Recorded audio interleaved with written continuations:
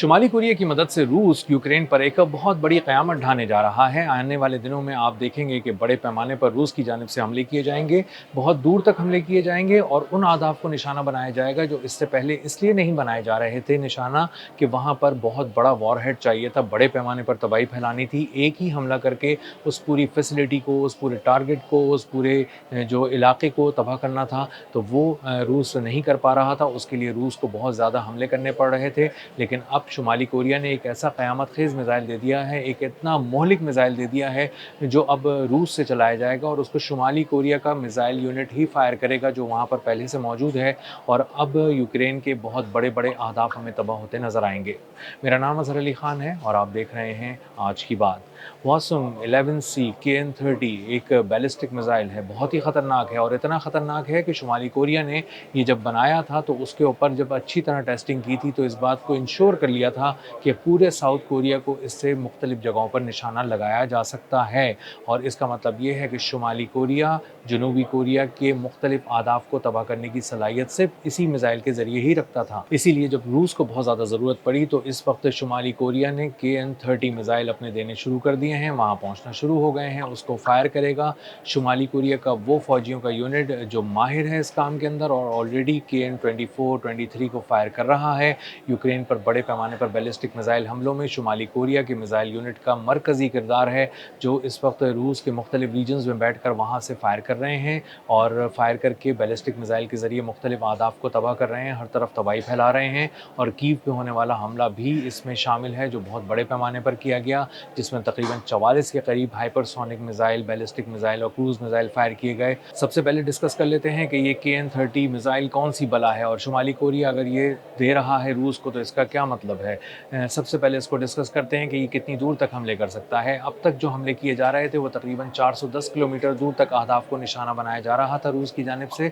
और कुछ ballistic missile जो पहले से दिए थे शुमाली कोरिया ने वो KN-23 और 24 थे और KN-23 और 24 मिज़ाइल इस वक्त तक तकरीबन 410 किलोमीटर तक अहदाफ को निशाना बना रहे थे। लेकिन कुछ अहदाफ ऐसे थे जो इससे दूर थे और उनको निशाना बनाना था, इसीलिए शुमाली कोरिया ने अब रूस को जो मिज़ाइल दिया है हवासुंग 11C KN-30, ये तकरीबन 500 किलोमीटर दूर तक अपने अहदाफ को ठीक निशाना बनाएगा, दुरुस्ती के साथ निशाना बनाएगा। न सिर्फ निशाना बनाएगा बल्कि अपनी रफ्तार को भी मेंटेन करेगा, अपनी रफ्तार को तब्दील भी कर सकेगा। इन दोनों तरह की क्वालिटीज़ इसके अंदर मौजूद हैं। इसी के साथ साथ KN-30 मिज़ाइल के अंदर ये भी एक अहम बात है कि ये अपने आप को मनूवर करता है, यानी ये घूमता हुआ आता है, अपनी जगह को तब्दील करता हुआ आता है, अपनी ट्रेजेक्टरी को अचानक चेंज कर लेता है। और इसीलिए अगर किसी तरह का इंटरसेप्टर सामने से फायर भी किया जाए तो वो उसको झपट कर तबाह नहीं कर सकता, क्योंकि वो बिल्कुल सीधा चला जाता है और ये अपने आप को कभी सीधे हाथ पे ले जाता है, कभी उल्टे हाथ पे ले जाता है, कभी ऊपर और कभी नीचे। और इस तरह जब ये अपने रुख को बार बार तब्दील करता है तो वो इंटरसेप्टर की जो रेंज है उससे बहुत आराम से बाहर निकल जाता है। ये जो इंतहाई मोहलिक KN-30 मिज़ाइल दिया जा रहा है रूस को, ये सरफेस टू सरफेस लॉन्च किया जाता है, यानी ज़मीन से ज़मीन तक मार करने वाला मिज़ाइल है। और ख़ास बात यह है कि ये रोड मोबाइल लॉन्चर से भी इसको फायर किया जा सकता है। इसका मतलब ये है कि अगर कोई लॉन्चर एक ट्रक में फिट हो और वो उसके बाद आए किसी जगह पर रुके, वहाँ से मिज़ाइल फायर करे और उसके बाद अपने आप को समेट कर वहाँ से गायब हो जाए, तो उसको जवाबी कार्रवाई के दौरान तबाह भी नहीं किया जा सकता, पता नहीं लगाया जा सकता कि किस तरफ गया है वो मोबाइल लॉन्चर, और आप एक बहुत बड़ा अटैक करके उस जगह से यकसर गायब भी हो सकते हैं। और अब डिस्कस करते हैं सबसे अहम बात जो इस मिज़ाइल के अंदर है, जो उसको सबसे ज़्यादा मोहलिक बनाती है, वो है इसका वॉर हेड। इससे पहले के जो मिज़ाइल थे वो तकरीबन 1800 किलोग्राम तक वॉर हेड ले जा सकते थे, यानी बारूदी मवाद ले जा सकते थे। और अगर बड़े पैमाने पर किसी हदफ को तबाह करना है और उसके लिए ज़्यादा बारूदी मवाद चाहिए, बड़ा वॉर हेड चाहिए, तो उसके लिए ये सहूलत रूस के पास इस वक्त मौजूद नहीं थी। लेकिन शुमाली कोरिया ने ये जो मोहलिक मिज़ाइल दिया है, इसके अंदर तकरीबन 2500 किलोग्राम तक एक्सप्लोसिव भरा जा सकता है, वॉरहेड ये लेकर जा सकता है। और 2.5 टन का ये एक्सप्लोसिव वॉरहेड जब जाएगा तो वहाँ पर दुश्मन की सफ़ों में जहाँ भी गिरेगा बहुत बड़े पैमाने पर तबाही मचाएगा। लेकिन एक ख़ास बात जो इससे जुड़ी है वो ये है कि शुमाली कोरिया ने इसी तरह के एक मिज़ाइल का वेरिएंट भी टेस्ट ऑलरेडी किया है और उसमें जो उसका वॉरहेड का साइज़ है वो तकरीबन 4.5 टन 4,500 किलो तक है। अब ये वाला मिसाइल दिया जा रहा है रूस को या नहीं ये तो अभी वाज़ेह नहीं है, लेकिन कम से कम ये ज़रूर वाज़ेह हो चुका है, जो कि अपने अंदर एक बहुत बड़ी खबर है कि तकरीबन 2,500 किलोग्राम तक वॉरहेड ले जाने वाले मिसाइलों के ज़रिए अब रूस यूक्रेन पर हमला करेगा। इसका मतलब ये है कि जो हम बड़े पैमाने पर तबाही देखते हैं, हर तरफ आग ही आग देखते हैं, रात के अंधेरे में दिन का समा हो रहा होता है, ये अब मल्टीप्लाई बाय 2-3 हो जाएगा और इसका मतलब ये है कि आने वाले दिन यूक्रेन के लिए बहुत मुश्किल हैं, क्योंकि उस पे होने वाले मिसाइल हमले बहुत बड़े पैमाने पर किए जाएंगे और बहुत बड़े पैमाने पर तबाही फैलाएंगे। KN-30 मिसाइलों की ख़ास बात यह है कि ये एयर डिफेंस सिस्टम को चकमा दे देते हैं और ये जब चकमा दे रहे हैं तो इसका मतलब ये है कि जो जदीद तरीन यूरोप की वॉर मशीनरी यहाँ लाकर लगाई गई है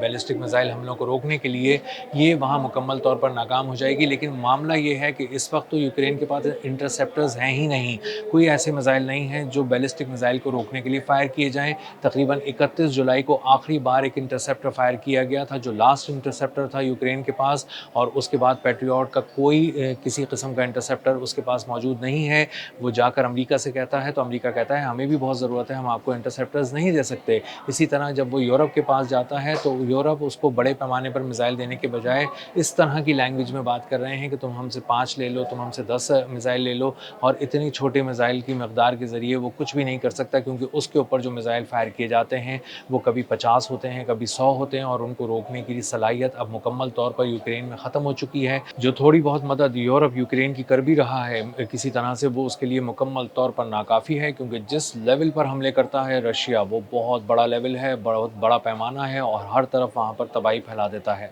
तो तबाही की जिस दास्तान से यूक्रेन डर रहा था, यूरोप डर रहा था, नेटो डर रहा था, वो अब फैलती चली जा रही है, बढ़ती चली जा रही है, और रूस को समझ में आ गया है कि अब उसको यूक्रेन को बख्शना नहीं है, और अगर कोई और मुल्क भी आता है तो उसको एक साथ इंगेज करने की ज़रूरत महसूस की जा रही है। इसीलिए यूक्रेन पर हमले अब नए अंदाज से होंगे,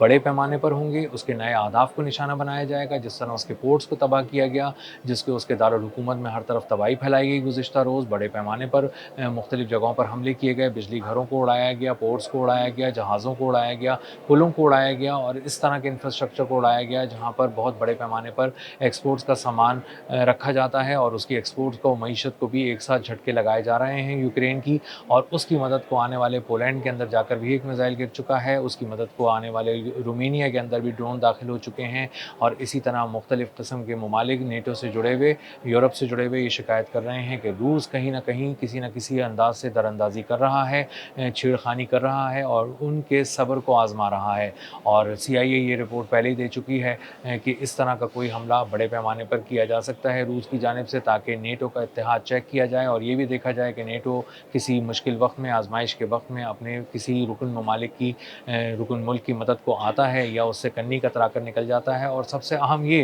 कि अमेरिका इस सारे सूरत हाल में क्या सोच रहा है, कि अमेरिका के अंदर अब इतना दमखम है कि वो रूस जैसी एक बड़ी मिलिट्री पावर के सामने आकर खड़ा हो जाए और किसी तरह से उस पर हमले कर सके या उसके हमले रोकने में किसी मुल्क की मदद कर सके। तो आने वाले दिन यूक्रेन के हवाले से ही नहीं, सिर्फ यूरोप के हवाले से भी बहुत अहम हो चुके हैं, क्योंकि ये अब एक वॉर का जो स्केल है ये बढ़ता जा रहा है, फैलता जा रहा है, और आने वाले दिन मज़ीद दर्दनाक लग रहे हैं। अब तक के लिए इतना ही, मिलते हैं अगले व्लॉग में किसी नई खबर, नए तज्ज़िये और नए ज़ाविये के साथ। अल्लाह हाफ़िज़।